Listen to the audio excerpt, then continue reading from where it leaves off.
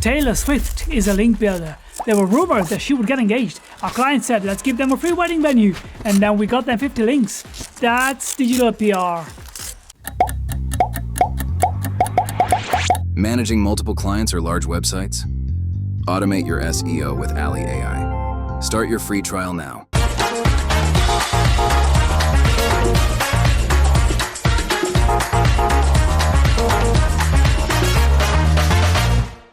Wix Studio, one end-to-end web creation platform for your agency to deliver exceptional work with absolute efficiency. Good afternoon, everyone, and welcome back from the stretch. And I hope that you managed to get some caffeine in and some stretches just to be ready to crack on for the last 3 talks of today. And the good news is that after these 3 talks, we're gonna be able to unwind a little bit at the bar with a couple of drinks and network. So I'm so looking forward to it. But first, let me introduce myself. My name is Chau. I'm originally from Vietnam, been in the UK for about 9 years now for studying and working. I'm Senior Paid Search Specialist at EF English Live, where we sell online English courses. And it's a pleasure for me to be here today and speak with you about our first journey exploring value-based bidding and tROAS at the beginning of this year. And just to set a little bit of context about our company, we were founded in 1996, and that allowed us to be the world's first. And also, we are the largest online English school as well. And we are a LeadGen business with telephone sales format, and we market ourselves as with premium product and premium pricing. So where does the journey start? What led us to tROAS and value-based bidding? So in our operation, we started to realize that we waste a lot of time and budget with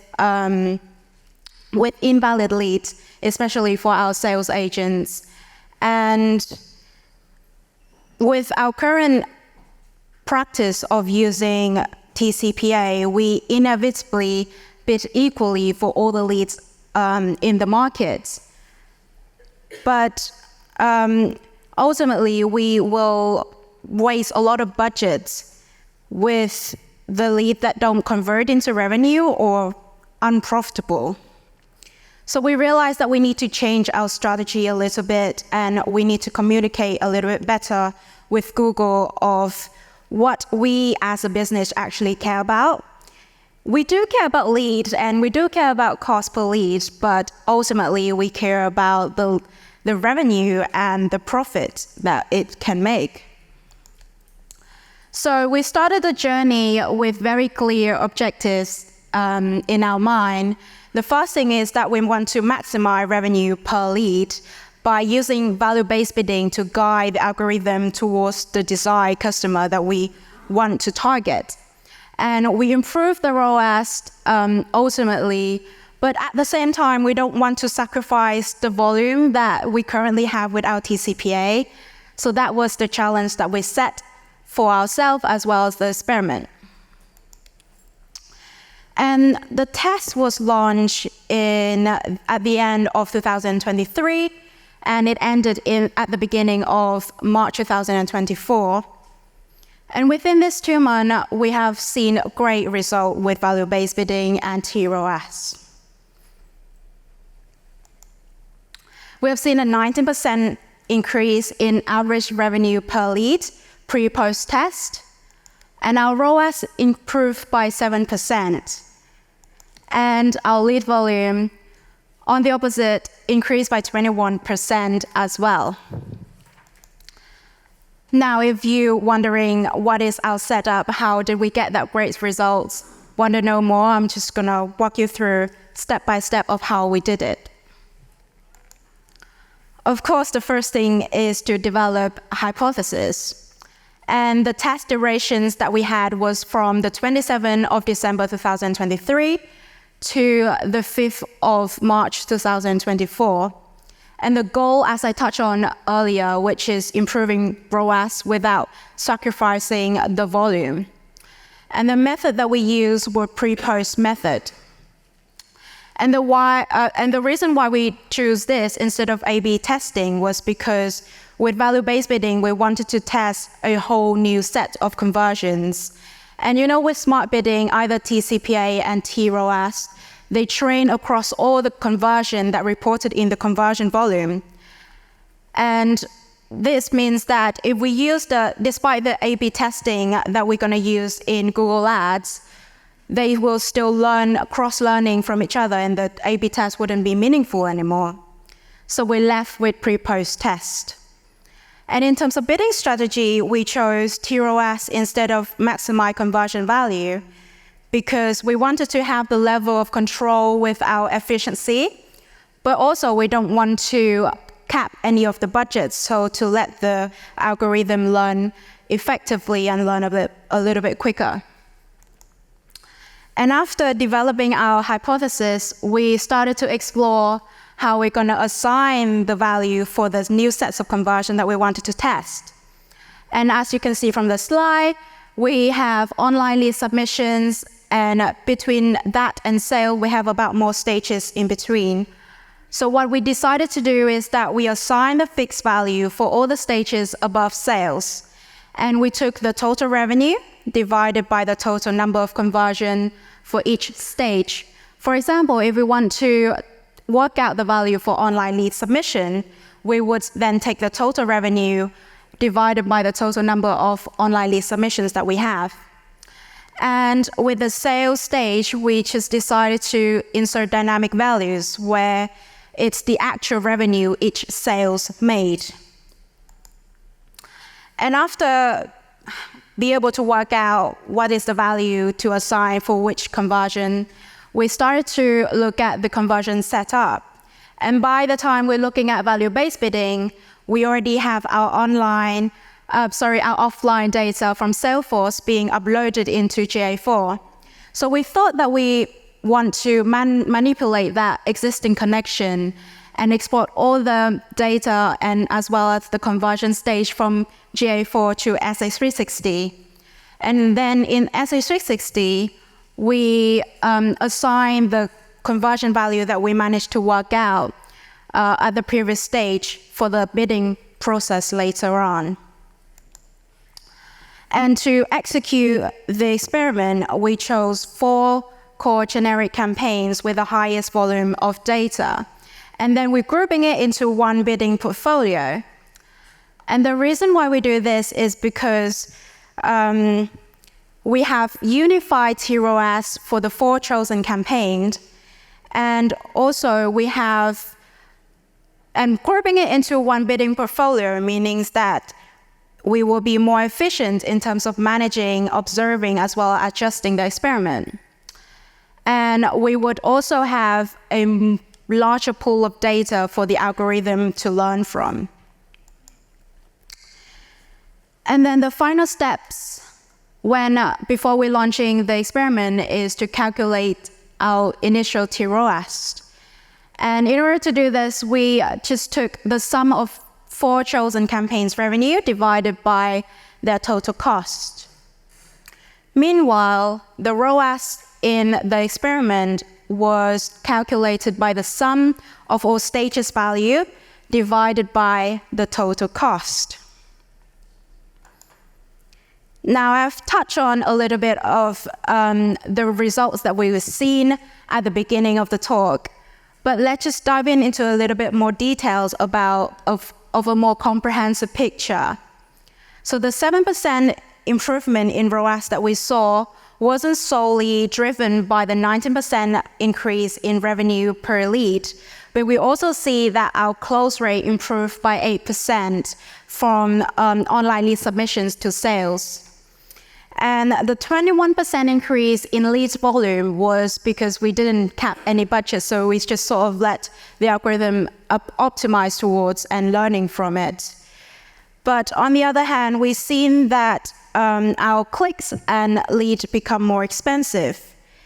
And this is because tROAS prioritize higher value conversions, and it allows us to enter more expensive as well as more competitive auctions. And the algorithm willing to pay a little bit more just to meet the revenue target that we're setting up. And this drives up our costs in the process. So if you're thinking of, exploring value-based bidding, maybe you want to prepare a marginal budget for this experiment. And during the experiment, we have encountered many roadblocks.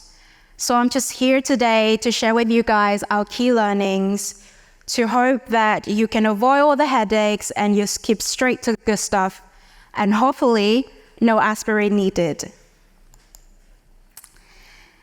And the first thing we learn is that you can't be too ambitious with our initial tROAS. In our case, we set up the exact ROAS when the campaign are under the TCPA. But as you can see, we still experience from a sharp decrease in terms of volume. So our first recommend would be that you set your initial tROAS about 10% lower than your current ROAS to avoid this sharp decrease in volume.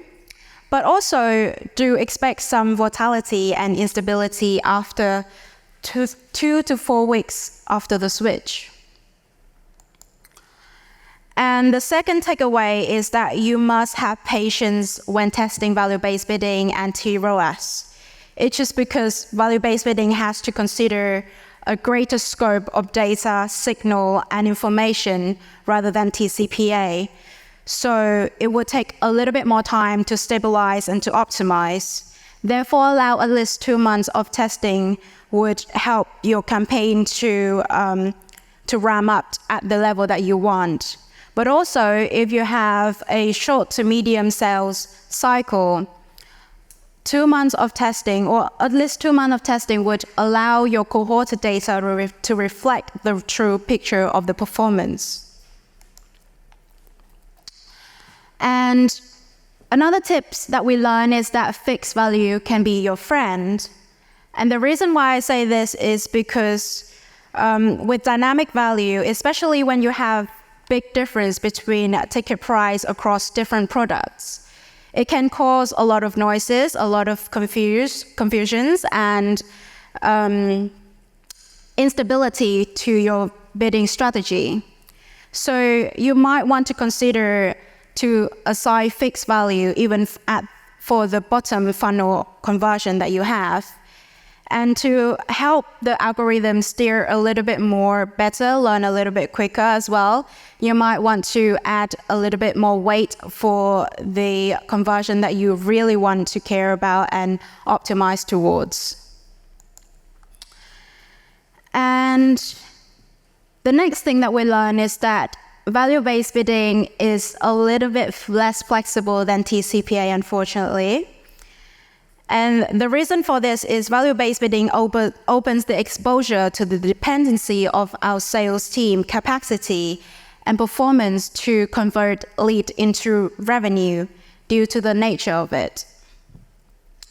Let's say if your sales team is overloaded or underperform, then the expected value of conversion will drop, and this will limiting the value-based bidding effectiveness.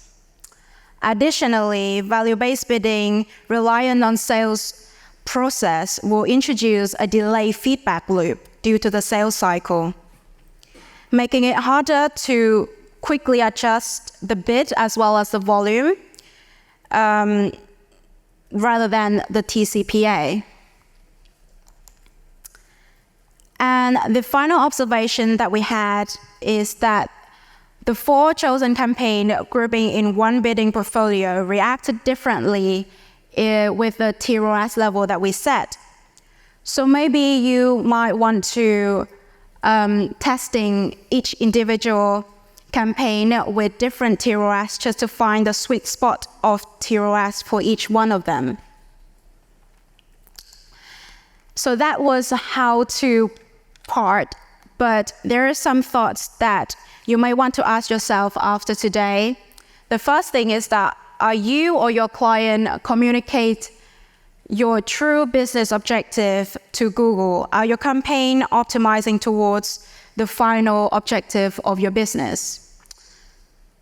The second thought would be that if your clients or your business are ready to adopt value-based bidding, this is because value-based bidding requires a high complexity of tracking, and it also requires a consistency in terms of tracking accuracy as well. So if you use value-based bidding without having your tracking in place, it might spoil your campaign performance. And if you are already exploring or using value-based bidding, will your conversion assign the value that they deserve, or do they need to have a revision of it? And that is final of my talk. Thank you so much for your attention. And if you as ambitious about value-based bidding as us, please feel free to connect with me via LinkedIn or via the QR code. If you want to retrieve to my slides, please take a picture of the speaker deck link because I already uploaded it in there for you. Thank you so much and enjoy the rest of your afternoon.